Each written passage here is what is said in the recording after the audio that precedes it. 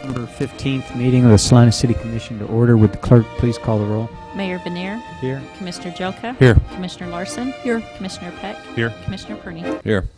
I'd invite everyone to stand for the Pledge of Allegiance in a moment of silence. I pledge allegiance to the flag of the United States of America and to the republic for which it stands, one nation under God, indivisible, with liberty and justice for all. Thank you.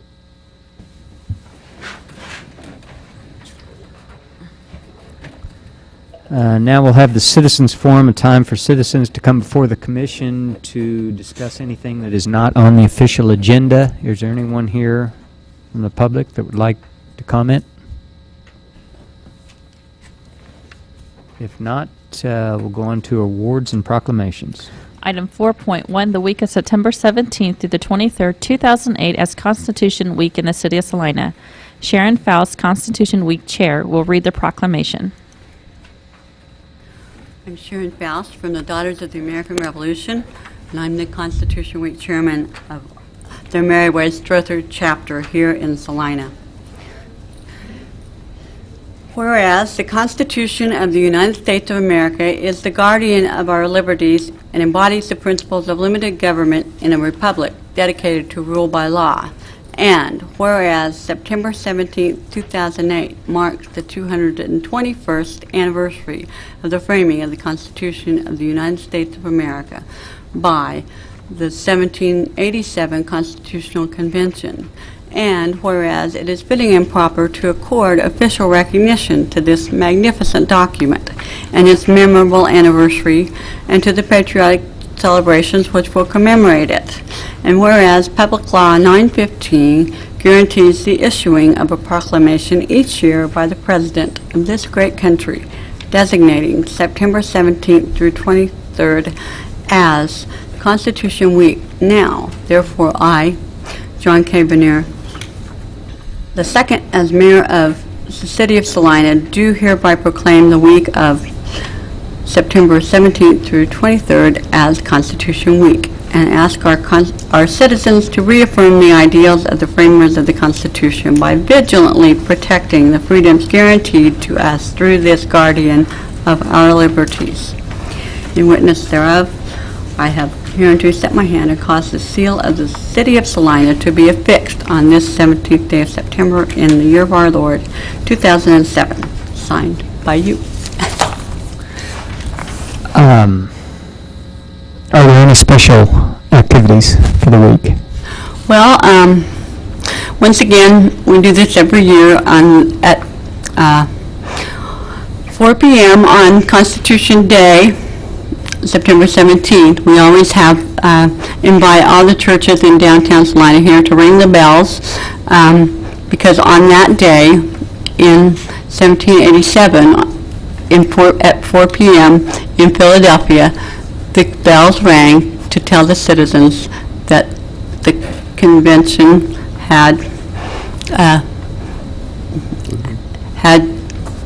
approved the Constitution at that time, and then the bells rang clear across the eastern seaboard from Philadelphia north and south to tell all the people in the country at that time to come to their village green and hear the Constitution read. It was good. So we always do that every year, and we've invited all the churches to participate in that here on Wednesday at 4 p.m. So be sure and listen if you think of it then, and we will have a display out at the mall, and hopefully the Journal, if they're here, will print a letter to the editor about this on that day. I had sent them one. So that's Okay, thank you. I have a signed copy of the proclamation for you. Thank you.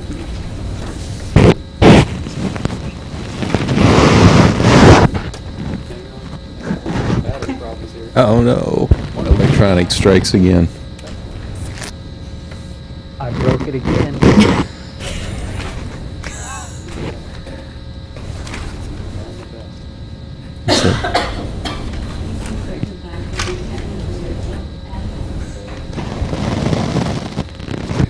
It's our technology or publicity shunning mayor. Okay.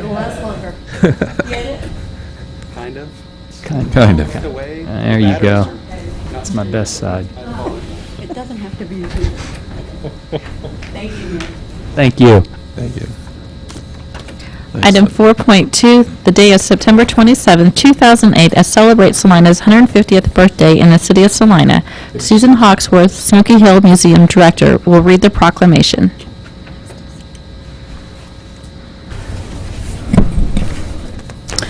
Whereas in February and March of 1858, 3 men, William A. Phillips, Alexander Campbell, and James Muir, walked from Lawrence, Kansas to the banks of the Smoky Hill River and started to lay out the town of Salina, Kansas. And whereas on April 22, 1858, the Salina Township Company was organized and composed of the following members: William A. Phillips, Alexander Campbell, James Muir, David Phillips, and Alexander Spillman. And whereas on March 30th of 1859, the Salina Town Company was granted a charter by the 6th Territorial Legislature of Kansas. And whereas the citizens of Salina recognize the forethought and sacrifices made by our founding fathers to establish the town of Salina, the Salina Sesquicentennial Committee also wishes to acknowledge all citizens of Salina throughout the past 150 years for their contribution to keep Salina a vibrant, growing community. So now, therefore, I, John K. Vanier II, Mayor of the City of Salina, Kansas, do hereby proclaim Saturday, September 27, 2008, as the day to celebrate Salina's 150th birthday, and urge that every citizen in Salina join me in celebrating the founding of our community. Thank you. What special activities? The whole day, the now I can't say the word. The Sesquicentennial Committee combined with the Smoky Hill Museum and the Street Fair to enhance that day. The committee is taking part in the parade, which starts at 10 o'clock. Also a welcome and birthday greeting, so forth, at noon, as well as giving away free cake while supplies last to those who come. And then that evening the committee is sponsoring a street dance for all Salinans free of charge out in front of the museum. And then of course there are other activities throughout the day in front of the museum that the museum is going to be doing as well. Great. Thank you. I have a signed copy of your proclamation.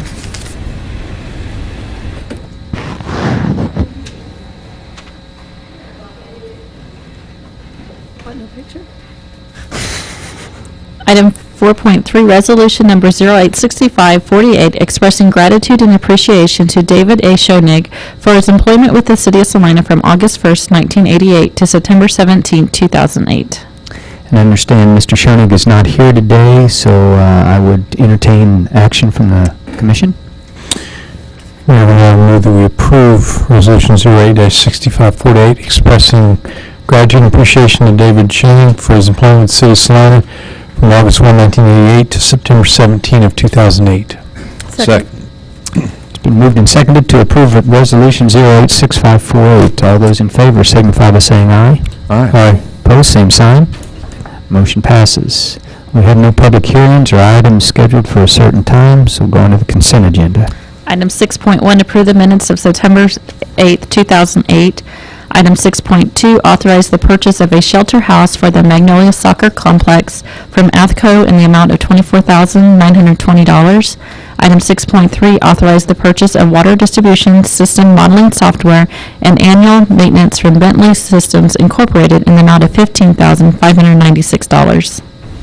Are there any items Commissioner would like pulled from the consent agenda? I have one question on 6.3. Go ahead. Go ahead. Just curious, did we previously pay these people to develop the software? It seemed odd. I was just wondering why it was broken up. We paid them to develop software, now we're paying them to buy it from them? Or? I'll see if I can clarify that. What we did was hired professional engineering consultants from Wichita to take all of our data within our system and develop the model into this software. it's software that they have and use for other projects, and then we'll be acquiring our own software and transferring all of that data into it, which we'll use in-house for the water modeling projects from this time forward. But the software is a licensed software from that particular company that each user has to purchase to be able to utilize it. Okay. Not for you, I'm sorry. The next one. I have a question on 6.2. Can I ask Okay. a question? Sure. What is in this, well, Steve's not here. What's in this shelter house? Nothing. What is going to be in this shelter house at the soccer? Bob? Yeah, Bob, if Yeah. you can go ahead and come up. It's going to be a 30 by 50 shelter house, very similar to what we have in Jerry Ivy Park, just an open shelter house. Oh, okay, gotcha. Okay. If there are no other questions, bring it back to the commission for action. I move that we approve the consent agenda. Second. Been moved and seconded to approve the consent agenda. All those in favor signify by saying aye. Aye. Opposed, same sign. Passes 5-0.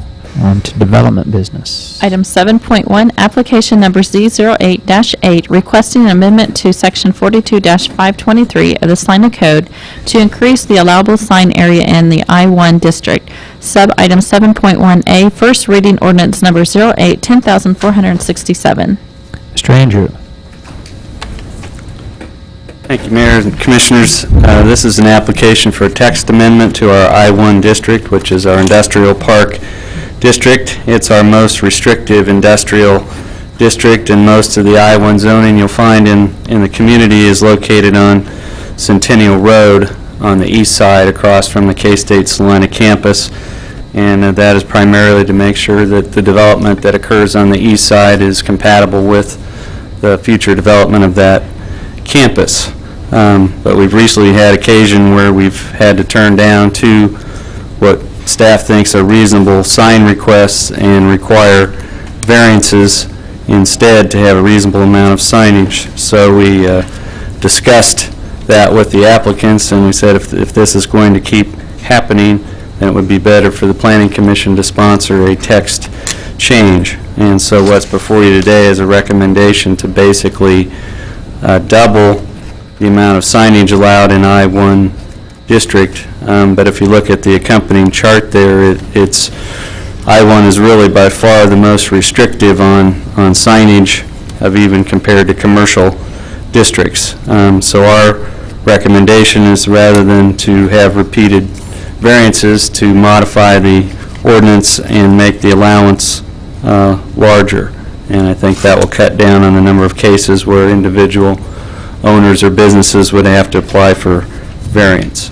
So the Planning Commission discussed this at their previous meeting on the 2nd and recommended this change to go from 1 square foot for every 2 feet to 1 square foot for every lineal foot, which is consistent with most of our other districts. And with that, I'd be available for any questions. Questions, Mr. Andrew?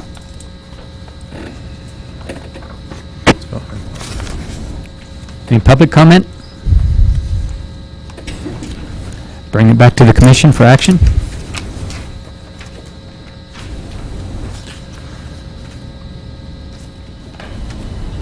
Mayor Vadera, I'd move that ordinance number 08-10467 pertaining to sign code in the I-1 district be approved as presented for first reading.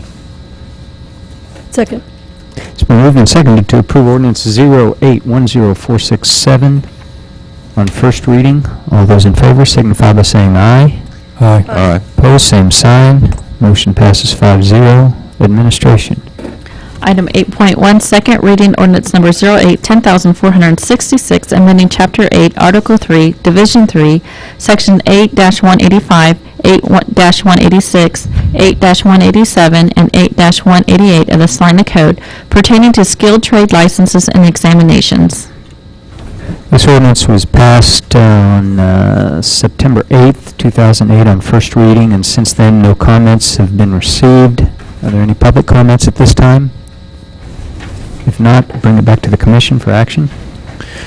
I move we approve on second reading ordinance 08-10466, amending the pertinent sections of Salina Code relating to skilled trade licenses and examinations. Second. It's been moved and seconded to adopt ordinance 08-10466 on second reading. Would the clerk please call the roll? Commissioner Jelka? Aye. Commissioner Larson? Aye. Commissioner Peck? Aye. Commissioner Perney? Aye. Mayor Vanir. Aye. Motion passes 5-0. Item 8.2, first reading ordinance number 08-10459, amending Chapter 41, Sections 41-21, 41-22, and 41-93 of the Salina Code pertaining to applications for water service, security deposits, and disconnection procedures. Mr. Franz. Mayor and Commissioners, thank you. In November 2007, we implemented an IVR system in water customer accounting, and partially as a result of that, some of our practices relating to billing and service disconnect procedures were changed. In addition, there have been some changes to relating to applications for services and deposit requirements. Proposed ordinance is largely an administrative cleanup to ensure that practices and procedures are consistent with the code provisions. Changes are as followed. In section 41-21, it removes the requirement that a signed application for service be presented in person and substitutes that they can be made in person or by electronic or telephonic means. Also adds that the requirement that the applicant provide positive verification of identity and other information as may be required to establish the account. Section 41-22 removes a provision that allows a letter of guarantee from another customer in lieu of security deposit.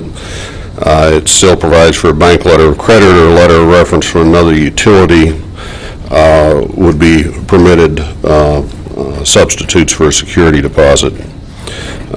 Section also provides a deposit may be established from time to time by resolution instead of being set by the code. That's consistent with our other fees and charges. In section 41-93, we changed the title of the section to be more descriptive of the content. And in addition to rearranging the order of some of the content, we removed the requirement that in those cases where the customer is different than the occupant, that we provide the same procedures for notifying the occupant as we do for the customer in the events that the account is going to be shut off for non-payment. And second, we removed the provision that requires that service personnel attempt to collect the amount of the delinquent bill, and if they're not present, to leave a door hanger. We have, of course, substituted telephone notice through the IVR system in place of this in-person service. I'd be glad to try to answer any questions. Questions of staff?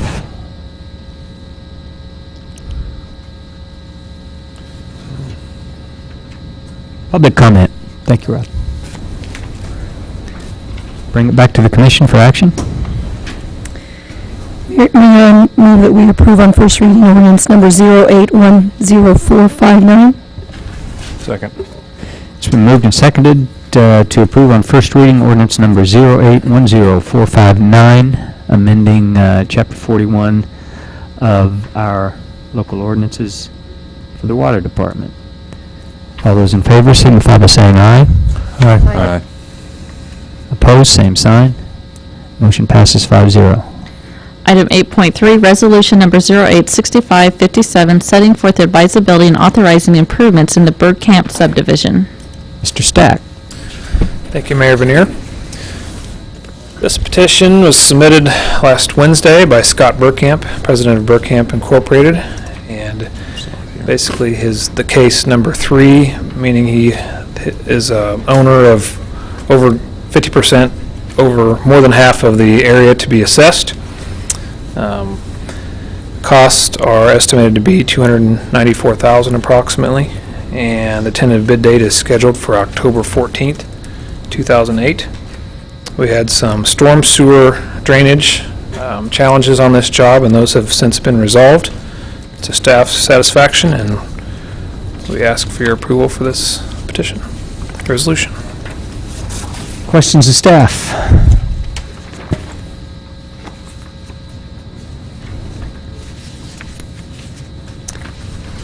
Any public comment? Bring it back to the commission for action.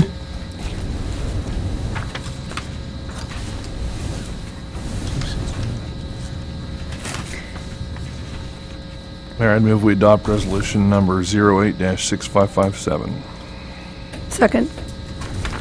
It's been moved and seconded to adopt resolution number 086557. All those in favor signify by saying aye. Aye. Opposed, same sign. Motion passes 5-0. Mayor Vanir, I move to recess into executive session for 15 minutes to discuss with legal counsel matters subject to the attorney-client privilege for the reason that public discussion of those matters would waive the privilege and adversely affect the city's interest in the matters, and reconvene in this room at 5:40.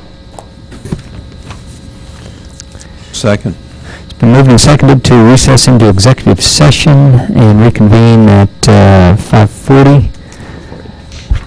All those in favor signify by saying aye. 440. I'm sorry, 4:40. Wow. So I just read what I'm past. 4:40. All those in favor signify by saying aye. Aye. Opposed, same sign. We'll recess into executive session. Do you anticipate any action? We do not. Okay, thank you. I'm so sorry, I didn't even catch it.